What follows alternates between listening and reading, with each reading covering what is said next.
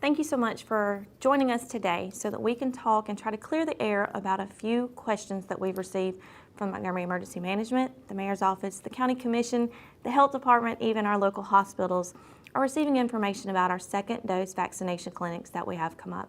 So we wanted to take this opportunity to try to make sure and give you every piece of information we could and answer your questions. So if you have a question, if you'll please drop it in the comments below.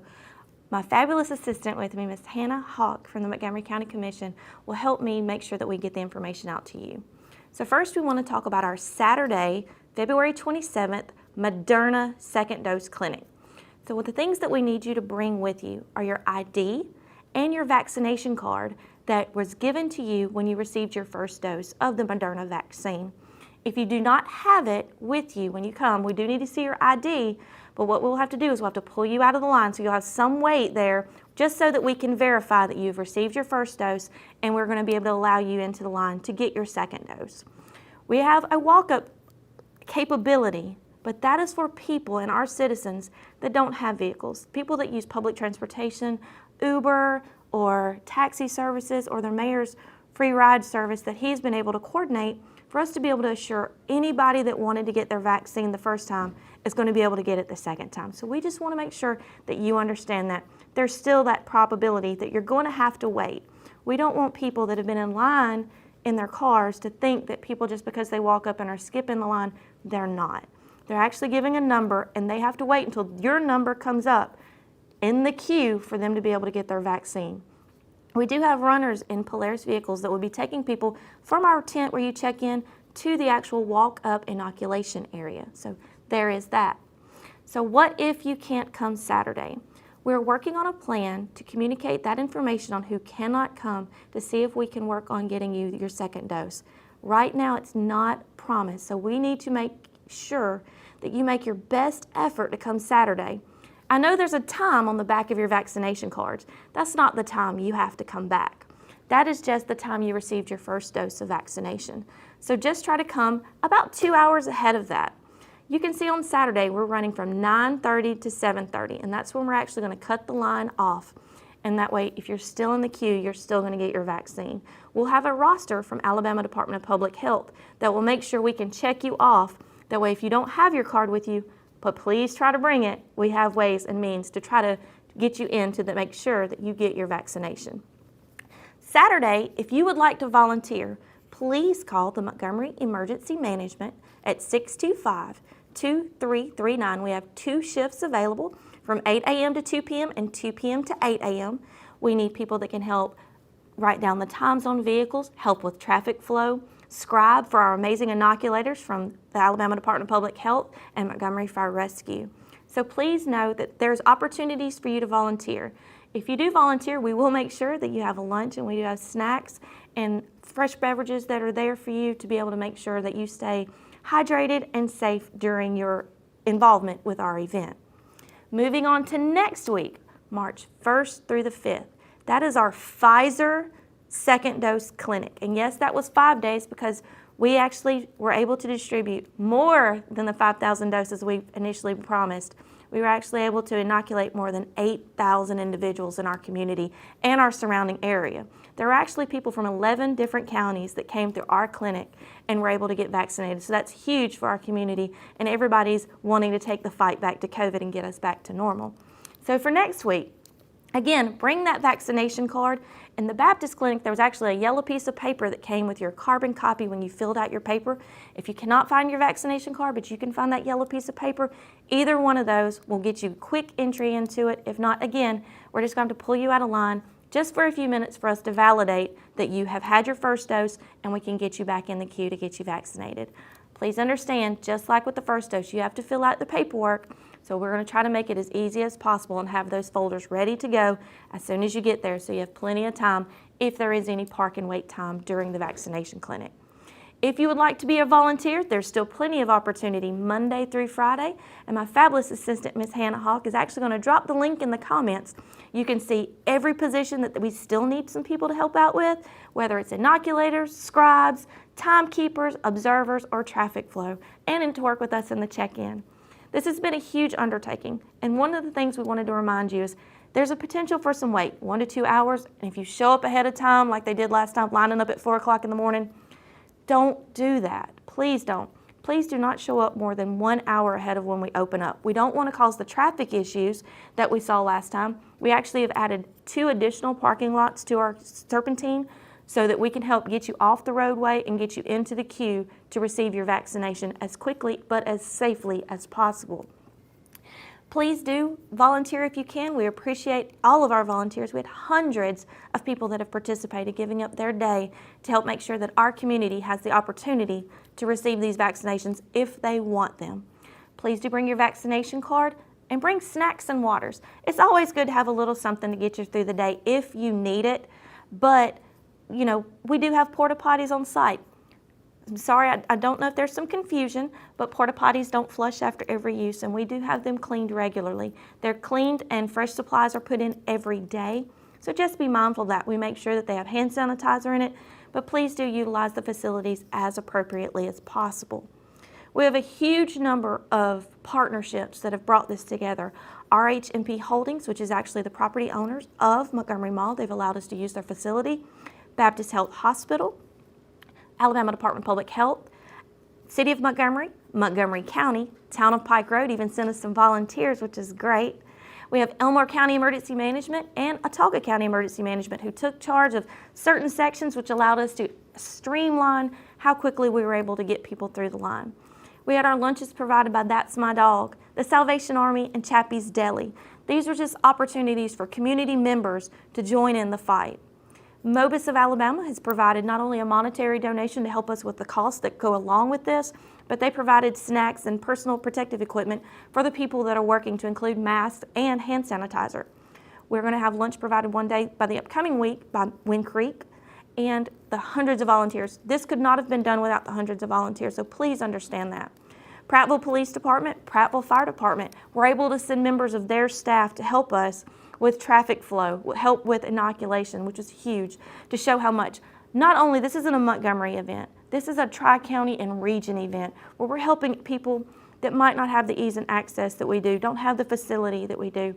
So we want to take the time to thank all of our citizens for their patience and understanding for that McGee Road and Eastern Boulevard issue. We do remind everybody as they come, please do not block entrances to driveways and roadways. We do need to try to keep traffic flowing as much as possible. Montgomery Police Department did a great job in making a lane and making an additional parking lot for us to be able to do this. And one of the biggest things is we don't want you waiting in line with those first clinics if you are not going to get the vaccine. We're going to do the same thing. If you did not get your first dose and you're coming here to get your first dose, this is not your vaccination clinic. So please do understand, this is just for the people getting their second dose, the booster dose of Moderna or Pfizer. So thank you so much for that. Do we have any questions? We do. We have some questions. Wonderful. So one of the questions is, what if it's raining? We operate rain or shine. If the lightning starts popping really bad, we do slow operations. Instead of sending people once they've been inoculated to the observation area, you get your vaccine and you wait in the inoculation area. So it just kind of slows us down a little bit. But when we went from having 125 an hour the first day to nearly 300 an hour our last day of operations, we've absolutely streamlined it. So weather is an issue. We do have ponchos for our volunteers. Please do watch out for the traffic vest, because everyone that has a vest is someone working and trying to make sure that you come through this vaccination clinic safely.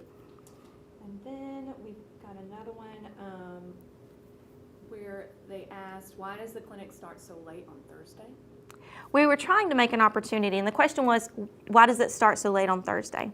Well, not everybody works 9 to 5. So we tried to make sure and give an opportunity for those people that work later in the evenings to have an access to come get the vaccine the same way. So Baptist Health made the decision that we wanted to try to give some opportunity for some different fluctuation of hours.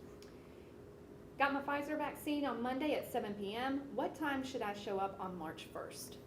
So if you're coming on Monday, March 1st, I would recommend that you come around 3 o'clock. The time on your card does not say you have to be back at 7 p.m. Come anytime that afternoon. You don't think, again, you have to be there super early in the morning.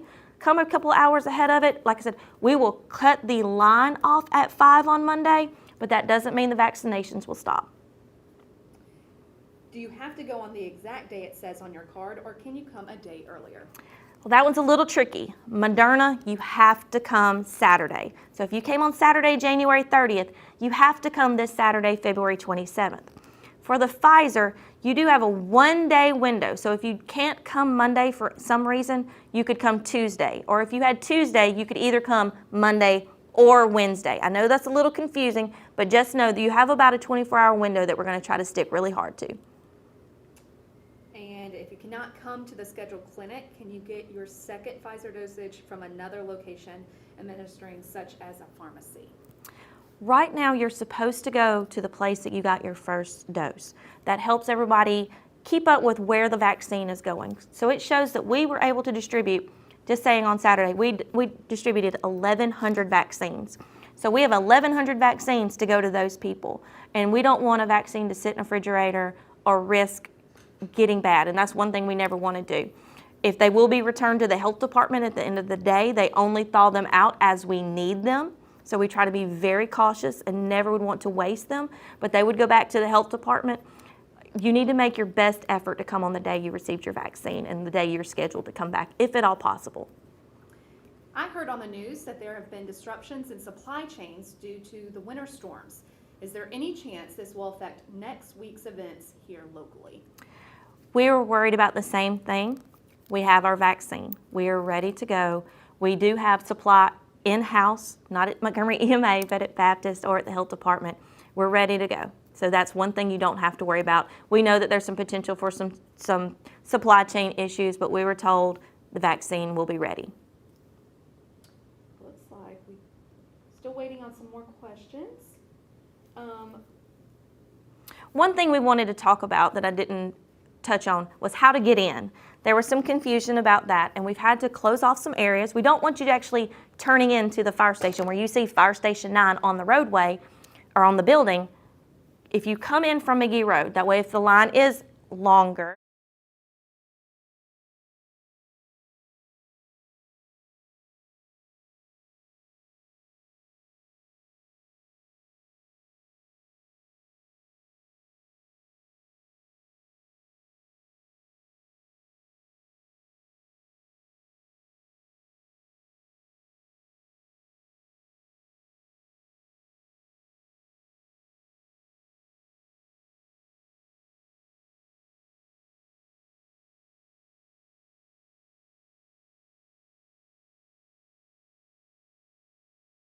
can't do that. Again, we have an allotment of vaccines that are covering the people that received their first dose. So please do understand that. If you received your first dose at our first dose clinics, you will get your second dose at our second dose clinics as long as you show up.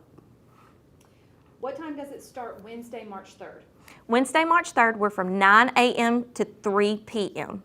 So we will still get our 1,500 doses out that day, as long as you come within those hours. The 3 p.m. is when we cut off the line and we'll put a police officer at the end, and the police officer actually follows everyone through the queue so we know when that was the last vehicle to come through. If the serpentine is longer, will the wait be longer? Last time I was in line at 8:15 on McGee Road and didn't get vaccinated until 1:40. We understand that the lines wait, and yes, if you're on McGee Road, you have about 450 to 500 vehicles ahead of you at that point in time. We've actually mapped it out. We've tried to tighten up the serpentine as much as we can, but to make it safe, because if you're driving a big F-350 or we had an RV come through, and so we had to make sure that we could get bigger vehicles through. Not everyone drives a smaller vehicle, so we've had to space that out, but we try to give plenty of space and plenty of opportunity. There's even areas near the porta potty so you can pull out of line to use the porta potty and get back in line, because we know everyone would be courteous and let you back in knowing you're already going to get your vaccine. If you get into the serpentine, you're getting a vaccine. Now this obviously is for only people who need the booster, so this Yes. is only second dose. What about people who still need their first dose?